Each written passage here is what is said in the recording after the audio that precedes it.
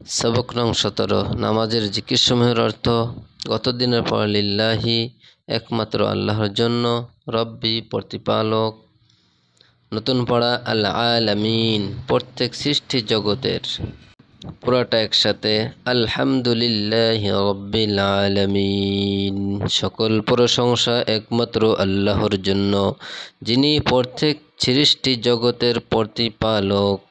2 নামাজের সুন্নাত, গত দিনের পড়া। মাসনুন কেরাত ফজর ও জোহরে তেওয়ালে মুফাসসাল, আসর ও এশায় আওসাতে মুফাসসাল, মাগরিবে কেসারে মুফাসসাল।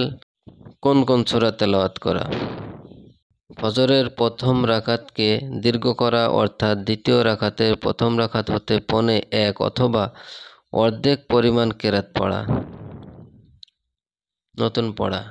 কোরআন শরীফ অতি দ্রুত পড়বে না এবং অতি মনস্তর গতিতেও না, বরং মধ্যম গতিতে পড়বে।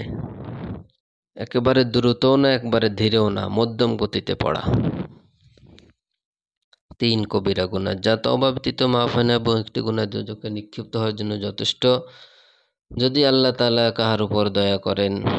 গত দিনের পড়া। সমর্থ থাকা সত্ত্বেও অভাবীর সাহায্য না করা, কারো মালের ক্ষতি সাধন করা। নতুন পড়া।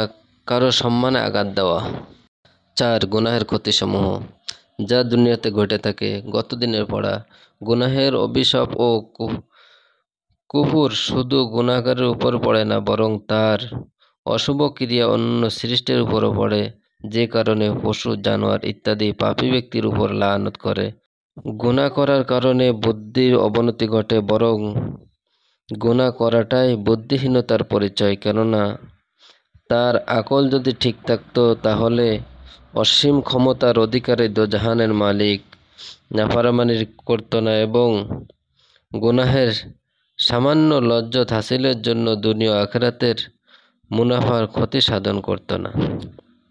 নতুন পড়া। গুনাহগার ব্যক্তি রাসূল সাল্লাল্লাহু আলাইহি সাল্লাম অভিশপ্ত প্রাপ্তদের মধ্যে শামিল হয়, কেননা হুজুর সাল্লাল্লাহু আলাইহি সাল্লাম বহু গুনাহগারের উপর লানত করেছেন, যেমন সুদ দেওয়া, নেওয়া, সাক্ষী দেওয়া, লেনদেন। লেখকের উপর লানত করেছেন। তাছাড়া চোরের উপর, ছবি তোলার উপর এবং কওমে লূত আমলের উপর। পুরুষের সাথে বলাৎকার ও সাহাবায়ে কেরাম রাদিয়াল্লাহু তাআলা আনহুকে যারা গালিগালাজ করে, তাদের উপর লানত করেছেন। 5 নেক কাজের ফায়দা, যা দুনিয়াতে পাওয়া যায়। কোন নেক কাজের দ্বারা এই ফল হয়, ওই ইবাদতের উসিলায় তার সকল কাজের জিম্মাদারি আল্লাহ তাআলা নিজে নিয়ে নেন।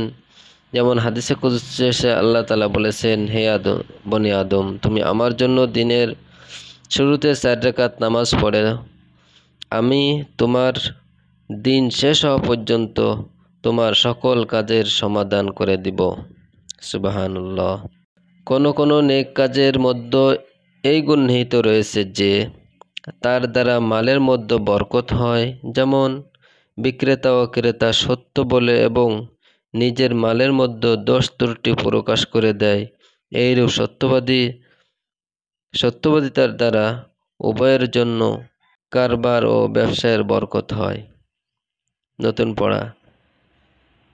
দিনদারির বরকতের রাজত্ব ও হুকুমত টিকে থাকে।